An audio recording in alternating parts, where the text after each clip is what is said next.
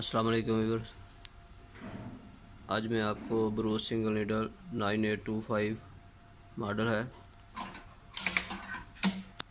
इसकी speed increase और decrease कम ज़्यादा कैसे करते हैं वो मैं बताता हूँ।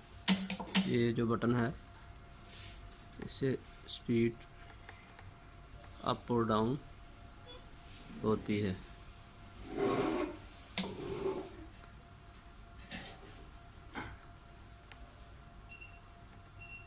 ये अभी हम 2000 करके चेक करते हैं। ये इसका बाइट से है, इनसाइड में पैरामीटर भी है इसका। जो पैरामीटर है इसका स्पीड का, उसको स्पीड लिमिट उसमें आएगा।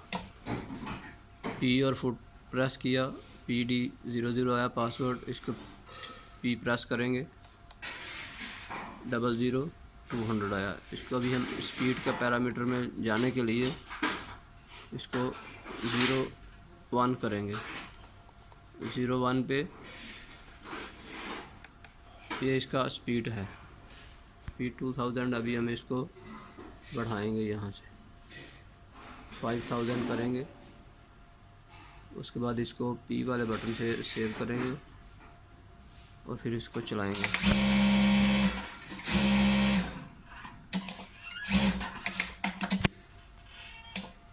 जी दोस्तों, ये देखिए, इस तरह की इन्फॉर्मेटिव वीडियो देखने के लिए चैनल को सब्सक्राइब करें, वीडियो को लाइक शेयर करें और बेल बटन को दबा दें।